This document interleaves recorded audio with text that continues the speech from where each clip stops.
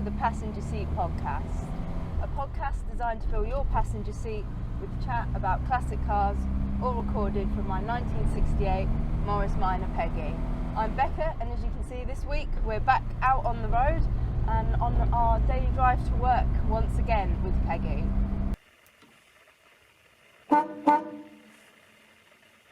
If you've been watching over the last couple of weeks on the channel, you've known that me and Peggy have had kind of a little bit of a rough run recently, with a bit of bad luck and some stuff not going entirely to plan. And if you've not seen all of those, then I recommend you kind of go back and check out those podcasts. And it's got me kind of thinking, because quite a few people who had classic cars and were kind of commenting were obviously being wonderfully supportive and lovely, which is always a fantastic part of the classic car community, but were also kind of commenting on the fact that they'd quite recently lost confidence or trust in their classic cars as well.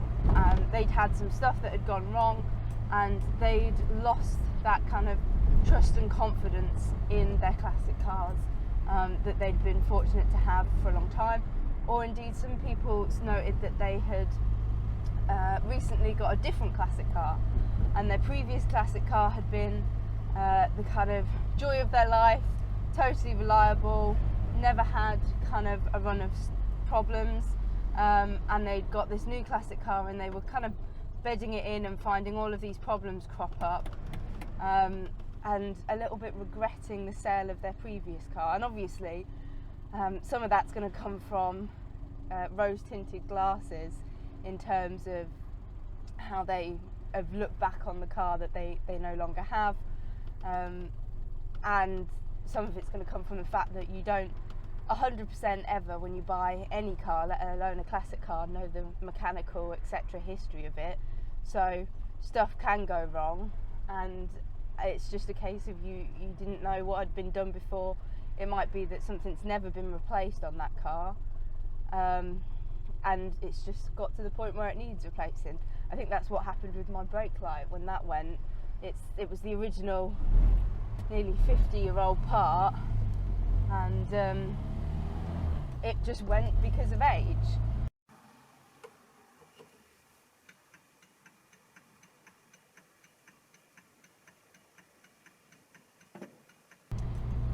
But it really did get me thinking about this concept of having trust in an inanimate object and having confidence in an inanimate object. It sounds a little crude, because we really do see these cars as kind of part of the family, as a close family friend. But it is somewhat crazy that we don't see people talking about trust and confidence as much with their modern cars. We see them kind of as something a little bit more than that. And this is something that I've come across before with other people that I've known that have had classic cars, where they've perhaps had 2 or 3 classic cars, and one of them is kind of the golden child, that's always reliable, never breaks down, never doesn't get them home, and that was what Peggy was for me up until quite recently. And then there's the other one that's kind of the little bit of the problem child that always has a few issues. It wouldn't be the one that you pick first for a long run, and you perhaps not pick it in the moment of desperately needing a car. And I'm sure there's a few people listening who have got the exact same thing happen with their cars.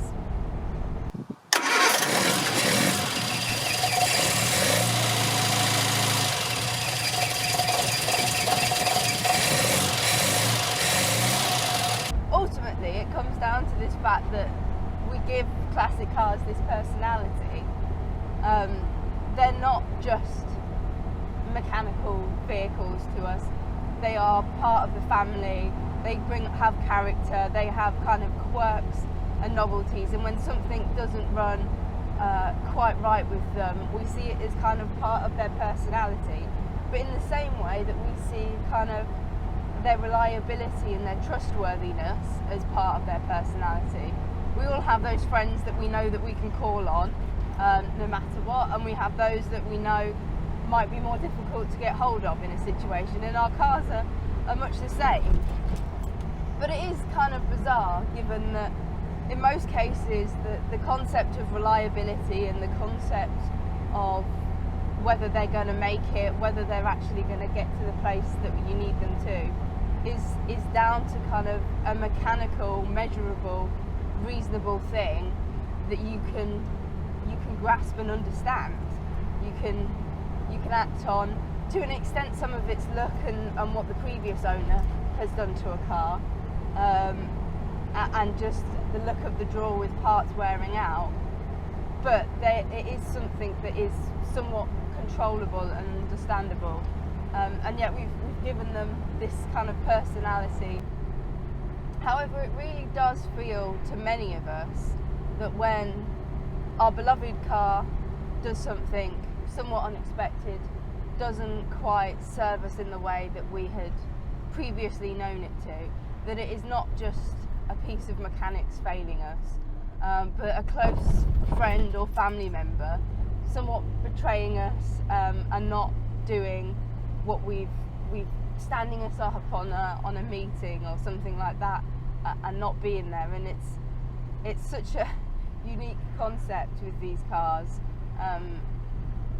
and as a result it can be quite damaging to your mental health when that happens. So many of us see our classic cars as something, or retro cars, or even your modified modern cars, as kind of an escape from reality to an extent for your mental health. And I've spoken about this before on the channel, how when I use Peggy for a daily drive or a commute, I always kind of leave the house a little bit happier, and I enjoy the drive home that little bit more, and it gives me kind of something to focus on and give me it requires kind of more thought processing and stuff than a modern car, so it's kind of quite a mindful act to drive a classic or modified or a car that you're kind of mentally invested in.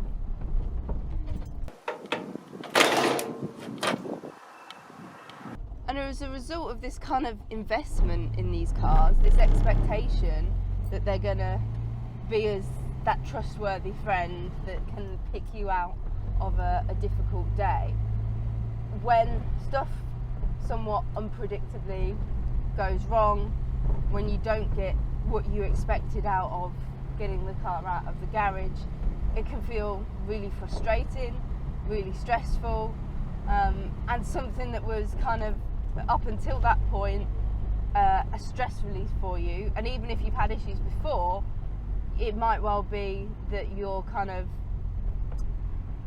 looking back with rose-tinted glasses on those stresses and not feeling as terrible as they are right there, right then.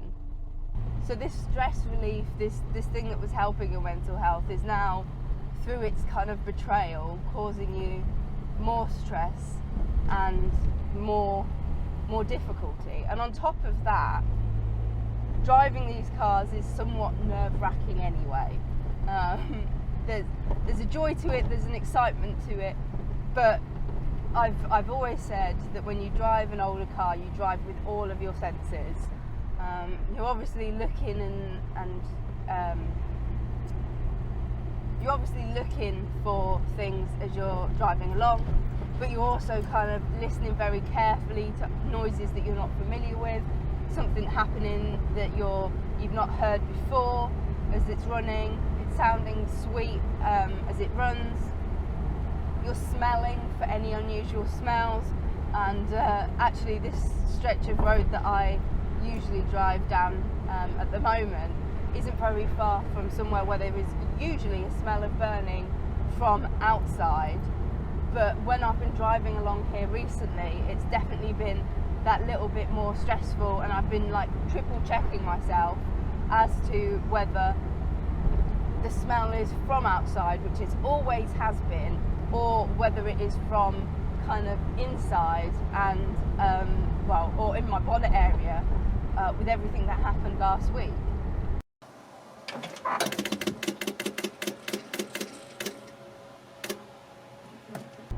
But I'm incredibly fortunate that I am back on the horse far more quickly than other people. I've got a really wonderful support network around me who really pulled together to get Peggy back running, back going okay, and when stuff didn't go 100% to plan, they were able to kind of step in and sort her out again, so that I was able to get back using her to go to and from work. And so it's meant that, like you saw last week, within a week's turnaround of a pretty stressful situation, I'm back driving Peggy. And for some people that gap is going to be longer, and I think the longer the gap is, the harder it is to get back in the car, to feel like you're gonna regain that trust and that belief in the vehicle again, and that you're gonna be able to have the adventures and the excitement that you once had. At the minute, I feel more hesitant than I've probably ever done at taking Peggy on longer journeys. You guys know that not even a month or so after purchasing her, I quite happily took her all the way over to North Wales and had kind of some great adventures over there. And at the minute, I think I'd be a little bit more cautious. I'd probably pack a few more bits and bobs, and maybe be half expecting to have to use some sort of repair or recovery service at some point during that trip. And that's probably not true. I know that she's probably running the best that she has in a long time, but it's still that playing on the back of my mind that I haven't experienced before, and I'm really hoping goes away. And undoubtedly, when I have stuff that I need to travel to, because I've got some really exciting stuff coming up with Peggy. I've got her booked in some nice meets and some stuff that I'm wanting to get done with her this year, and also kind of more closely in the next couple of months. And that need to get her to those places will almost definitely spur me on. But it is interesting that this whole circumstances, which some of you very kind people were able to offer so much sage and knowledgeable advice and kind of rationalise what's happened, is having that longer term impact. Even though, I mean, you guys are listening now, you can hear that she's kind of going without fault and really powering along, to be honest.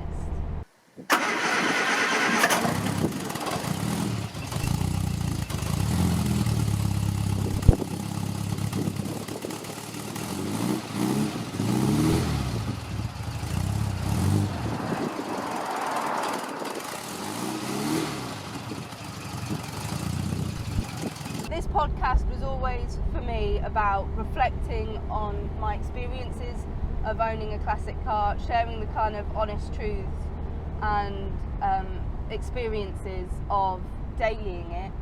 And for a while, I guess that's been somewhat rose-tinted, but we've had a definite bout of reality here. But as you can see, we're still going. I'm still enjoying it. It's still making me happy, even with that kind of niggling doubt in the back of my mind. And I wanted to share that this is stuff that can happen, and you can kind of carry on in the hope that somebody else who might have a car that's been troublesome and is kind of sat still causing them problems as they're trying to repair it, the hope that spurs them on to kind of get to that next stage with that project and get back out in it, especially as the days are getting warmer. I'm not even wearing my big coat in the car today. I'm plenty warm enough, and there's some fantastic opportunities to get the cars out and about in the upcoming months.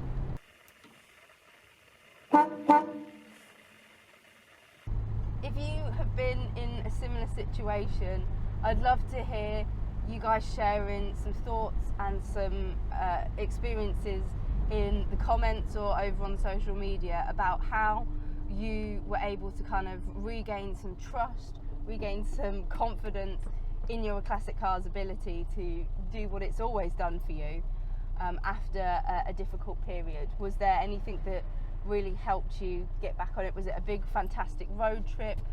Was it just kind of using it like I am daily to regain that regular driving and things like that? I think it'll be a fantastic resource for us all to have, to kind of look back on and use to our advantage going forwards whenever something like a difficult patch with your car happens, on how to kind of stay on top of it, stay positive, and also be able to talk about those experiences. I hope you've enjoyed today's podcast, and you've enjoyed kind of my thoughts, and I'm really looking forward to hearing some of you guys' thoughts as well. And I'm really looking forward to the fact I've got to meet this weekend, and Peggy, Wyvern, and some friends of ours popping along, and again getting back in the driving seat behind the wheel, and having fun with the car, which is what they're all about, even when they've caused us problems. Thank you ever so much for listening. Drive safely and happy motoring.